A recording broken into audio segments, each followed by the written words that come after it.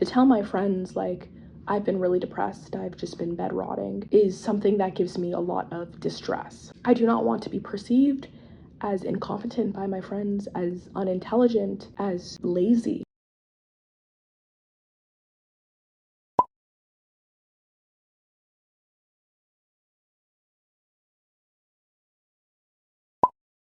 If you clicked on this video, you are probably somebody like me who struggles with being open and vulnerable with other people, and who usually puts on a mask or some type of facade, even sometimes maybe around your closest friends. That is something that a lot of people do struggle with. That is something that is pretty common in our society.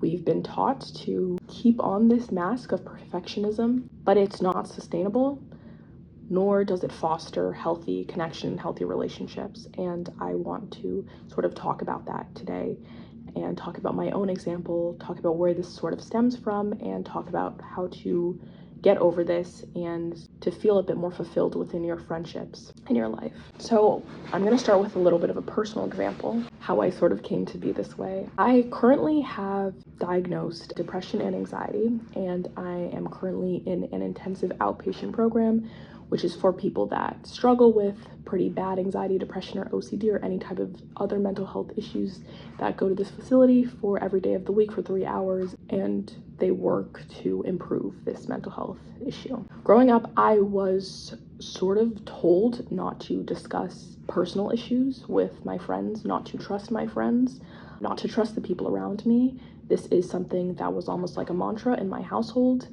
Don't disclose any personal business about yourself or about my family to my friends or my peers. This was something that I had learned to do, and that was just something that just is. It sort of comes from fears that stem from my own family and their own personal traumas that were never worked through, that got brought down upon me. I struggle really badly, especially in high school. I just graduated, but especially in high school, I struggled incredibly badly with perfectionism, and I was a really bad overachiever, and I put an incredible amount of pressure on myself. And I was in a friend group that did not really foster openness and was incredibly judgmental to themselves and also to others, and that made it even harder for me to want to be open to them about the pressure that I was experiencing. In the IOP program that I'm in, there's a girl named Sally who deals with a lot of the same issues that I do, and she is sort of like a mirror to myself and also to a lot of my friends.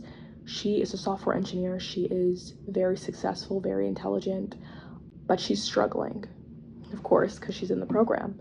And we were talking a lot, and she was talking about how she will tell her friends, like, if they ask her, hey, what have you been up to? She'll tell them, like, nothing, because she's dealing with depression as well, and she really has been up to nothing. And she's gotten to that place where she's able to do that, and she's open to her friends about her mental health issues, but her friends were very judgmental in the past. This is something that is personally very hard for me to do. To tell my friends, like, I've been really depressed, I've just been bed rotting, is something that gives me a lot of distress. I do not want to be perceived as incompetent by my friends, as unintelligent, as lazy. I want to be perceived as successful because I've worked so hard on my image to get to that place. I do not want to be perceived as anything less than that. I haven't told a lot of my friends about IOP, so telling it to the internet right now is actually an incredibly big step for me, because I also don't want to be perceived as mentally ill. I want to seem like everything's perfect and everything's fine, but everything's not perfect and fine. And that is something that I have been personally working on. Now, if any of these situations that I'm bringing to you are relating or are resonating, you probably have a deep-rooted fear of judgment, abandonment, or imperfection.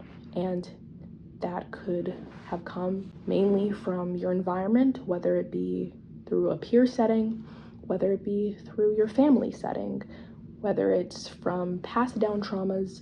This is something that you hold with you. And this is something that is blocking you from being open and from being vulnerable with your peers, with your friends, and sometimes even with yourself. But this is causing you a lot of pain. It's very painful to hold everything inside and to act like everything is okay, Because at some point, if you have a cup and a lid and you keep pouring and covering the lid, opening it, pouring, covering the lid, at some point the bottle will break and you will be at your breaking point. And this is not a healthy way to live. Now, I want to talk about how to overcome this because I'm working on overcoming this, and I'm not going to lie on the internet and be like, no, like these are the 5 tips to being confident and amazing and I'm so happy. No, I'm also still working on these things, but I want to talk about the things that have been helpful for me. One thing that I've noticed, like I talked about before, is in high school, a lot of my main social circle was very judgmental.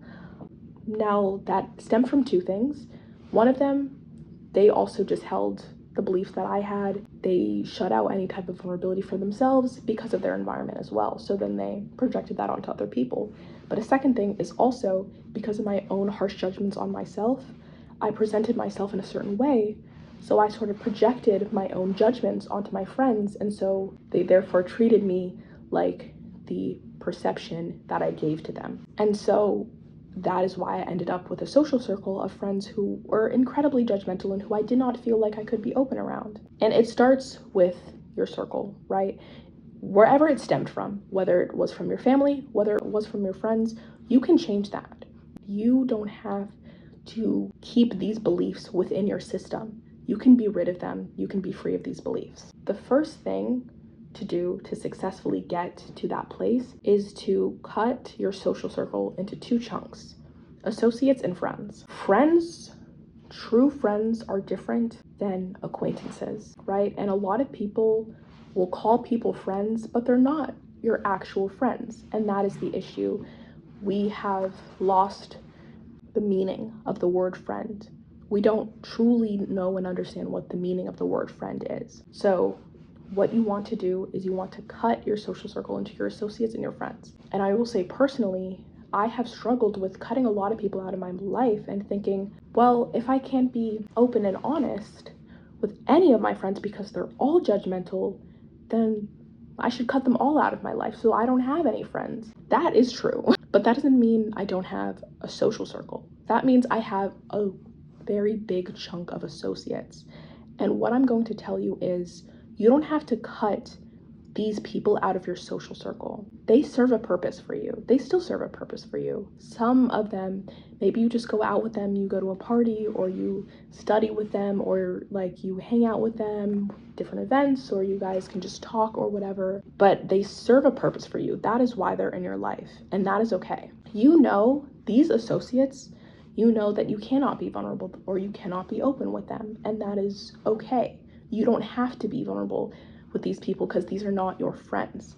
But now you need to establish your group of friends, because if you only have associates in your life, you're going to feel really empty and really lonely and disconnected, right? So now you need to establish your group of friends, and your group of friends are the people that you actually feel comfortable, relaxed, and like you can be open and vulnerable around. And that is up to you to decide if any of your associates can fit under that category. Maybe you've shared something with them that was a little bit vulnerable and they were more receptive to it.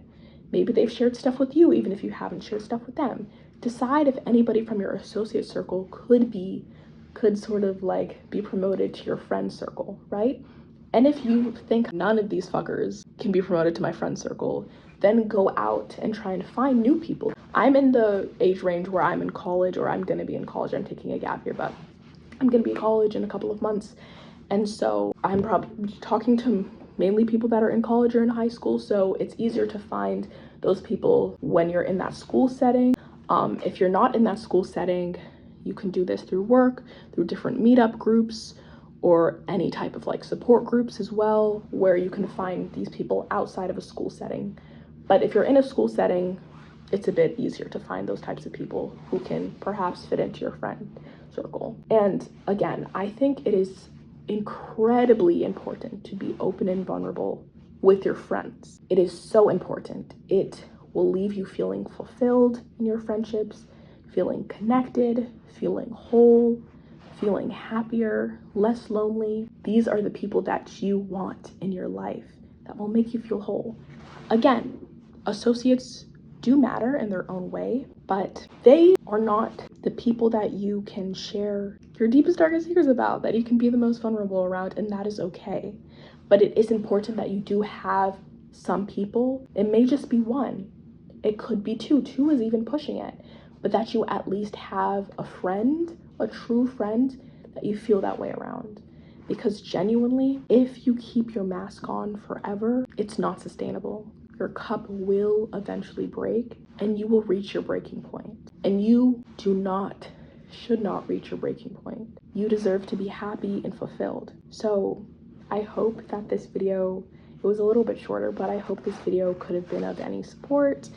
I was just kind of inspired to make it sort of ad hoc based off of what I was talking to the girl Sally about in IOP.